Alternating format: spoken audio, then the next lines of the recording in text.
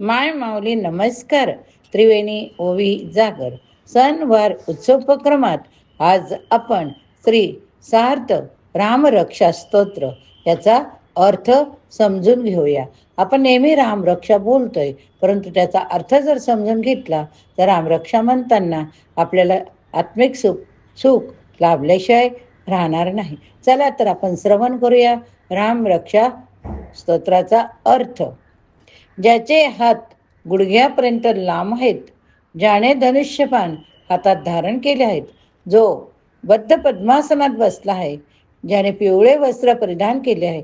ज्यावेळेस तुम्ही श्रवण कराल त्यावेळी डोळ्यापुढे जर चित्र आणलं तर खरोखर आपल्याला मनाला आनंद वाटतोय.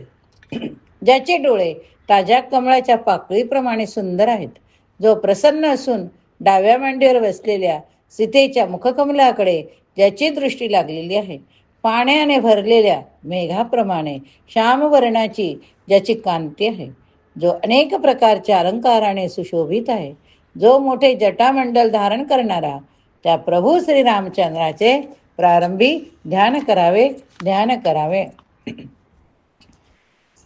श्री रघुनाथाचे म्हणजेच रामचंद्राचे चरित्र 100 कोटी श्लोका इतके विस्तृत आहे. त्यातील एक एक अक्षर सुद्धा मनुष्याच्या मोठमोठ्या पापांचा नाश करणारे असे होय. नीलकमलाप्रमाणे ज्याचा श्यामवर्ण आहे, कमलासारखे दीर्घ प्रफुल्ल असे ज्याचे डोळे आहेत, ज्याच्या सानिध्य सीता लक्ष्मण आहे, जटाच्या मुकुटामुळे जो सुशोभित दिसत आहे, ज्याच्या एका हाती खडंग, पाठीला बाणाचा भाता, दुसऱ्या हाती धनुष्यबाण आहे, जो राक्षसांचा नाश करणार आहे, खरोखर जन्मरहित व्यापक असूनही जो परमेश्वर जगाचे रक्षण करण्याकरिता सहज लीलेने रामरूपाने अवतीर्ण झालेला आहे, अशा प्रभूचे ध्यान करून पातकाचा नाश करणाऱ्या, सर्व कामना पुरविणाऱ्या या रामरक्षा स्तोत्राचे सुज्ञ माणसाने पठण करावे, ध्यान करावे. सुविख्यात रघुराजाच्या वंशात जन्मलेला राम माझ्या मस्तकाचे रक्षण करो. दशरथ राजाचा पुत्र राम माझ्या कपाळाचे रक्षण करो. कौशल्या राणीचा पुत्र राम माझ्या दोन्ही डोळ्यांचे रक्षण करो. विश्वामित्र ऋषींचा आवडता शिष्य असा राम माझ्या दोन्ही कानांचे रक्षण करो. विश्वामित्राच्या यज्ञाचे रक्षण करणारा राम माझ्या नाकाचे रक्षण करो. बंधू लक्ष्मणावर प्रेम करणारा राम माझ्या मुखाचे रक्षण करो. सर्व विद्या धारण करणारा राम माझ्या जिभेचे रक्षण करो. भरताने ज्याला वंदन केले असा राम माझ्या कंठाचे रक्षण करो. दिव्य अशी शस्त्रे ज्याच्यापाशी आहेत असा राम माझ्या दोन्ही खांद्याचे रक्षण करो. शिवधनुष्याचा सीता स्वयंवरा प्रसंगी ज्याने भंग केला असा राम माझ्या दोन्ही बाहूंचे रक्षण करो. सीतेचा पती राम माझ्या हाताचे रक्षण करो. परशुरामाला जिंकणारा राम माझ्या हृदयाचे रक्षण करो. खरं रामाच्या राक्षसांचा नाश करणारा राम, खरं नावाच्या राक्षसाचा नाश करणारा राम माझ्या शरीराच्या मध्यभागाचे रक्षण करो. जांबवानाला आश्रय देणारा राम माझ्या नाभीचे बेंबीचे रक्षण करो. सुग्रीवाचा स्वामी राम माझ्या कमरेचे रक्षण करो. हनुमंताचा प्रभू राम माझ्या दोन्ही जंगांचे रक्षण करो. राक्षस कुलाचा विनाश करणारा रघुकुल श्रेष्ठ राम माझ्या दोन्ही मांड्यांचे रक्षण करो. समुद्रावर सेतू बांधणारा राम माझ्या दोन्ही गुडघ्यांचे रक्षण करो. दशमुखी रावणाचा नाश करणारा राम माझ्या दोन्ही पायांच्या पोटऱ्यांचे रक्षण करो. विभीषणाला राज लक्ष्मी देणारा राम माझ्या दोन्ही पावलांचे रक्षण करो. आणि सर्वांना आनंद देणारा श्रीराम प्रभू माझ्या सर्व शरीराचे रक्षण करो. म्हणूनच आपण ज्यावेळी आपण वाढदिवसाच्या दिवशी औक्षण करतो, ओवाळतो, त्यावेळेस वरील सर्व श्लोक आपण बोलतोय, परंतु श्लोक बोलतोय पण अर्थ आपल्याला लक्षात राहत नव्हता. परंतु आता आपण ज्यावेळेस सर्व अर्थ ऐकला त्यावेळेस आपल्याला कळेल की आपण रामरक्षाचे श्लोक का बोलतोय.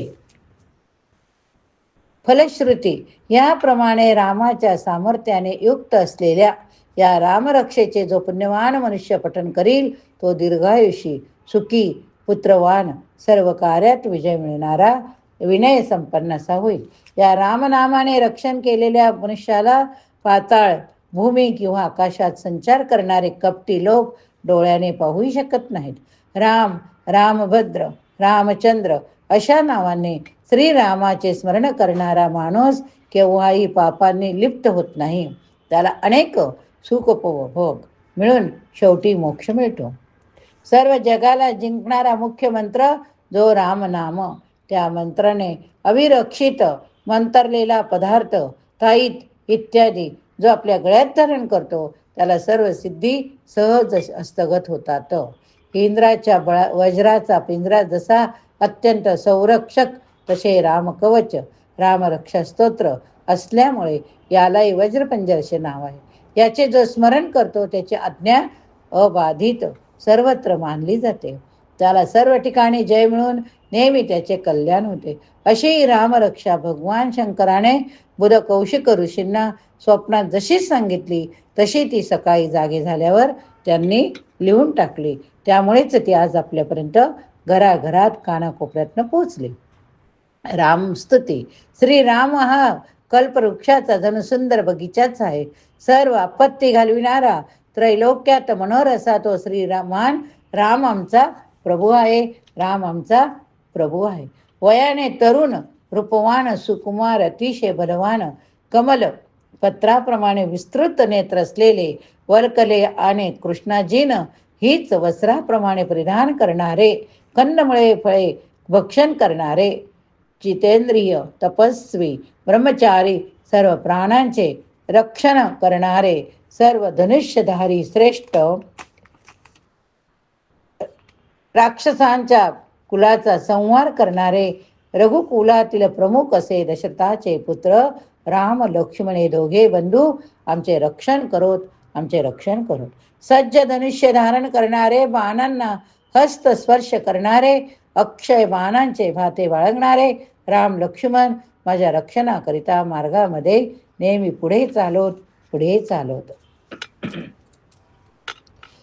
निरंतर सज्ज असलेला, अंगात कवच चिलखत घातलेला, हाती खडंग धनुष्यबाण धारण करणारा आमचा मूर्तिमंत मनोरथच की काय असा लक्ष्मणास गमन करणारा तरुण राम आमचे रक्षण करो. आनंद देणारा दशरथाचा पुत्र शूर लक्ष्मण ज्याचा सेवक आहे असा बलवान कुकुस्त कुल उत्पन्न महापुरुष पूर्ण ब्रह्म कौशल्यातनय रघुत्तम वेदांत शास्त्राने स्नेह यज्ञाचा स्वामी पुराण पुरुषोत्तम जानकीचा प्रिय वैभव संपन्न अतुल पराक्रमी अशा ह्या नावाचा श्रद्धापूर्वक नेहमी जप करणाऱ्या माझ्या भक्ताला अश्वमेध यज्ञाच्या पुण्याहून अधिक पुण्य लाभते यात संशय नाही असे शंकराचे अभिवचन आहे. शंकराचे अभिवचन आहे. राम, रामभद्र, रामचंद्र, वेदस, रघुनाथ, नाथ अशी ज्यांची नावे आहेत त्या सीतापतीला माझा नमस्कार असो, नमस्कार असो. हे रघुकुल नंदन श्रीरामा, हे भरताच्या ज्येष्ठ बंधू श्रीरामा, हे रणांगणात कठोरपणा करणाऱ्या श्रीरामा, तू आमचा रक्षण करता हो, रक्षण करता हो. मी श्रीरामचंद्राच्या चरणाचे मनाने स्मरण करतो. मी श्रीरामचंद्राच्या चरणाचे वाणीने स्तवन करतो. मी श्रीरामचंद्राच्या चरणांना मस्तकाचे नमन करतो. मी श्रीरामचंद्राच्या चरणी शरण आलो आहे, शरण आलो आहे. माझी माता, माझी पिता रामचंद्र, माझा स्वामी, माझा मित्र रामचंद्र, माझी काय माझे सर्वस्वच या दयाळू रामचंद्र. दुसऱ्या कोणाला मी जाणत नाही, मुळीच जाणत नाही, अगदी जाणत नाही. ज्याच्या उजव्या बाजूला लक्ष्मण, डाव्या बाजूला जनकतया सीतादेवी, ज्याच्या पुढे मारुती उभा त्या रघुनंदनाला मी वंदन करतो, वंदन करतो. लोकांना आनंद देणारा, रणांगणात धैर्य करणारा, कमलाप्रमाणे नेत्र असलेला रघुवंशाचा अधिपती, दयेची मूर्ती अशा जो करुणासागर श्रीरामचंद्र त्याला मी शरण आलो आहे, शरण आलो आहे. मारुती स्तुती. मनाप्रमाणे वेगाने गमन करणारा, वाऱ्याप्रमाणे वेगवान, आपली इंद्रिये जिंकून स्वाधीन ठेवणारा, बुद्धिमंतात श्रेष्ठ वानर समुदायाचा मुख्य असा वायुपुत्र श्रीरामधूत हनुमंताला मी शरण आलो आहे. वाल्मिकी वंदन कवितेच्या फांदीवर बसून राम राम राम राम राम असा गोड गोड अक्षरांचे मधुर गुंजन करणाऱ्या वाल्मिकी रूपी कोकिळाला मी वंदन करतो.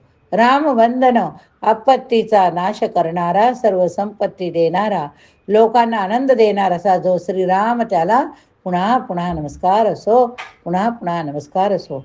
राम राम अशी रामनामाची गर्जना ही संसाराची विजय भरजत करणारी, भाजून टाकणारी, सुखसंपत्तीची अर्जन प्राप्ती करणारी, यमाच्या दूतांना तर्जन भय करणारी अशी आहे. राम राजश्रेष्ठ राम नेहमी विजय पावतो. त्या रमापती सीतापती रामास्मी भजतो. रामाने राक्षसांची सेना मारली, त्या रामाला माझा नमस्कार असो, नमस्कार असो. मला रामाहून दुसरा कोणी श्रेष्ठ वाटत नाही. मी रामाचा दास आहे. माझ्या चित्ताचा लय नेहमी रामाच्या ठाई हो. हे रामा माझा तू उद्धार कर, हे रामा तू माझा उद्धार कर. शिव पार्वतीला सांगता, हे सुवदने राम राम राम राम अशा नामोच्चाराने मी रामाला आनंद देणाऱ्या श्रीरामाच्या ठाई रममाण होतो. श्रीरामाचे नाव हे विष्णूच्या सहस्रनामाशी बरोबरी करणारे आहे. याप्रमाणे कौशिक ऋषीने रचलेले श्रीराम रक्षा स्तोत्र समाप्त झाले. ते श्री सीता रामचरणाच्या चरणी अर्पण करते. बोला जय श्रीराम. श्रीराम श्रीराम जय राम जय जय राम. श्रीराम जय राम जय जय राम. श्रीराम जय राम जय जय राम. श्रीराम जय राम जय जय राम. बोला जय श्रीराम.